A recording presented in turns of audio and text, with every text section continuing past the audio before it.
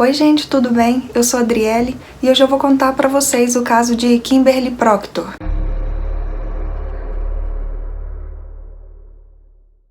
Kimberly Proctor nasceu no dia 1º de janeiro de 1992, na Vitória, capital da Colômbia Britânica, no Canadá.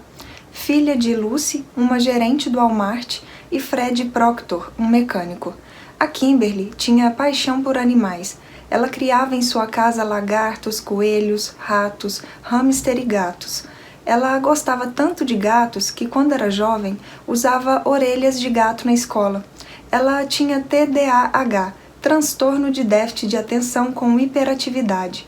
Por isso, ela não conseguia se concentrar e entrava em pânico sempre que tinha provas na escola. Devido ao comportamento da jovem e por ela usar sempre orelhas de gato, as outras crianças na escola a achavam diferente. Eles miavam para ela, fazendo com que ela sofresse bullying. O bullying, infelizmente, foi algo que ela teve que lidar durante quase toda a sua vida. Os pais da Kimberly a levaram em profissionais por causa do TDAH. Ela foi medicada, só que esses medicamentos a deixavam zonza, sem ânimo. Por isso, os pais dela decidiram que era melhor que ela parasse de tomar esses remédios. Tentando ajudar a filha, eles também transferiram ela para uma outra escola para fazer o ensino médio, a escola alternativa Pacific Secondary. Lá, a jovem, que a essa altura estava com 18 anos de idade, teria atenção individual. Porém,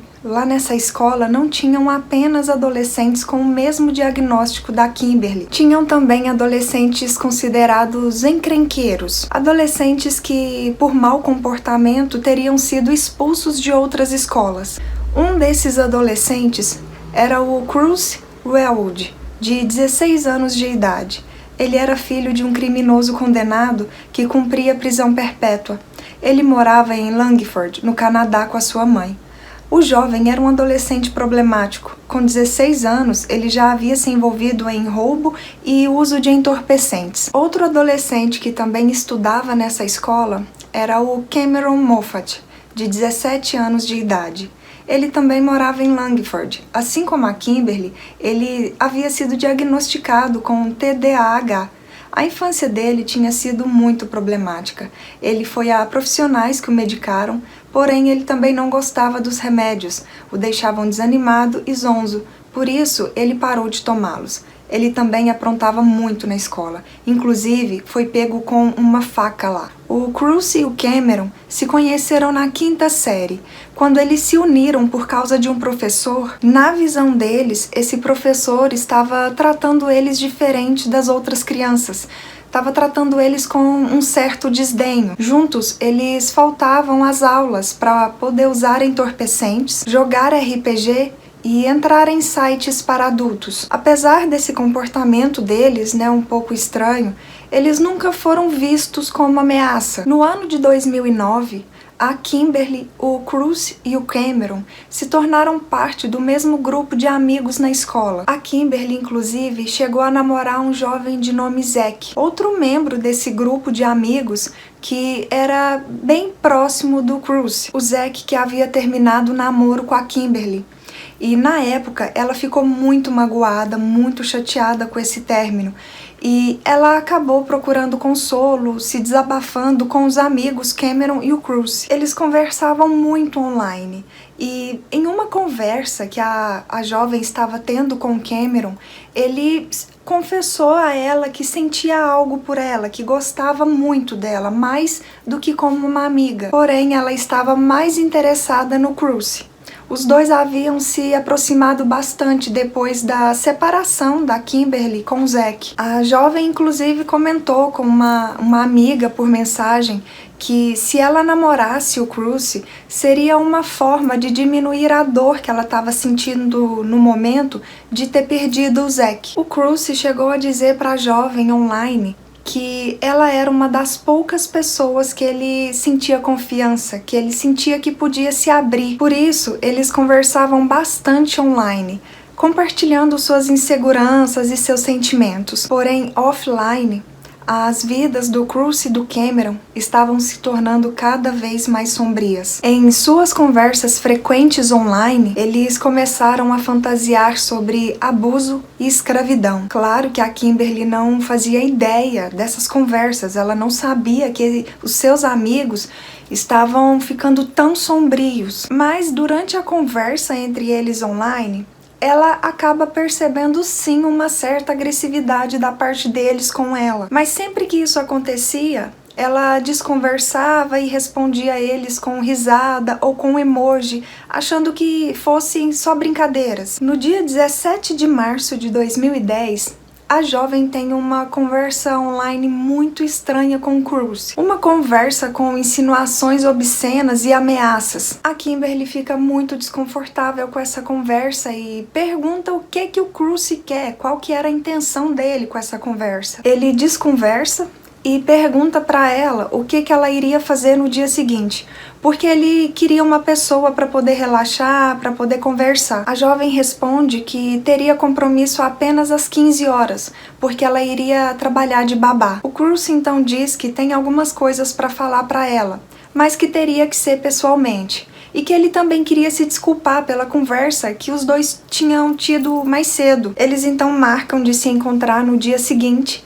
antes da jovem ir trabalhar como babá. No dia seguinte, no dia 18 de março, a Kimberly não tinha aula. O plano era que ela fosse trabalhar de babá, depois ela iria voltar para sua casa para começar a costurar o seu vestido de formatura. Mas antes, ela iria se encontrar com Cruise, conforme eles tinham combinado. Por volta das 10h30 da manhã, a jovem então se encontra com o Cruise e o Cameron. Os meninos passam em um posto de gasolina para comprarem um galão de combustível e os três conversam um pouco antes de irem para a casa do Cruise. Na tarde desse mesmo dia, a mãe da Kimberly liga para ela várias vezes. Como ela não consegue falar com a filha, ela liga para os policiais para comunicar o desaparecimento dela. Imediatamente, a família, amigos da jovem e a polícia começam as buscas. No dia seguinte, no dia 19 de março, por volta das 19 horas, alguns jovens que estavam caminhando em uma floresta ali na região avistam um corpo com algumas partes queimadas. Eles ficam muito assustados com o que estavam vendo ali e na mesma hora ligam para os policiais. Foram feitos testes para identificar de quem era esse corpo, porque devido às queimaduras, só de olhar não dava para identificar. Infelizmente, os registros dentários confirmaram que esse corpo era o da Kimberly. A unidade de crimes graves da ilha de Vancouver e a polícia montada do Canadá Real enviaram uma equipe de investigação com mais de 40 policiais para investigarem esse caso. A família da jovem também criou uma página no Facebook, um memorial público em sua homenagem. Os visitantes dessa página começaram a trocar pistas e teorias de quem e por que teriam cometido esse crime contra a jovem. Os investigadores monitoraram de perto essa página, selecionando testemunhas em potencial. Todos na cidade estavam falando sobre esse crime.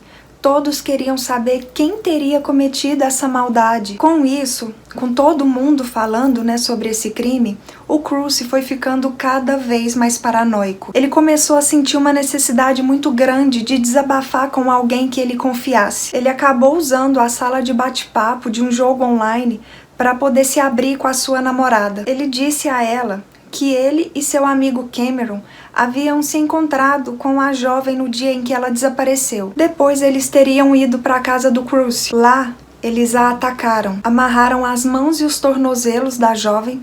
O Cruise também colocou uma meia na boca dela. Os dois fizeram coisas impróprias e a espancaram por horas, até que eles a sufocam. A jovem não resiste e acaba falecendo. Depois disso, os meninos a mutilaram com uma faca e moveram o corpo para um freezer na garagem da casa. Na manhã seguinte, os dois amigos colocaram o corpo da jovem dentro de uma bolsa de hóquei e pegaram um ônibus para um lugar mais isolado. Eles caminharam até uma floresta, depois colocaram combustível na sacola onde o corpo estava, colocaram fogo, assim queimando tudo, queimando a sacola e queimando o corpo da Kimberly. A namorada do Cruz ficou chocada com isso que ele estava contando para ela, mas respondeu ele dizendo que ela o ajudaria e que estaria sempre ao lado dele. Ela tentou não levantar suspeita do medo que ela estava sentindo no momento. Durante essa conversa, entre o Cruz e sua namorada, o Cameron também entrou e confirmou tudo o que estava sendo dito ali. Assim que essa conversa acabou, a jovem, a namorada do Cruz, foi imediatamente até os policiais para contar tudo o que eles tinham falado para ela. Nas investigações, descobriram que os garotos conversavam frequentemente no chat do MSN sobre o andamento das investigações. Eles chegaram a dizer que como cometer esse crime e se safar teria sido tão fácil, eles deveriam fazer de novo. A polícia conseguiu autorização judicial para monitorar as atividades online deles. Também grampearam os telefones e passaram a vigiar a casa deles. Por meio de análise forense dos computadores e dos telefones dos garotos, os policiais conseguiram resgatar pesquisas no Google, na Wikipédia e antigas mensagens trocadas por eles. No total, a unidade de crimes tecnológicos acumulou cerca de 1,5 bilhão de folhas com essas evidências. No dia 18 de junho de 2010, o Cruz e o Cameron foram presos pelo assassinato da Kimberly. Os dois se declararam culpados de homicídio em primeiro grau e indignidade a restos humanos e foram condenados à prisão perpétua sem possibilidade de liberdade condicional por 10 anos. Após esses 10 anos, em 2019, o Cruz teve negado a sua primeira tentativa de liberdade condicional.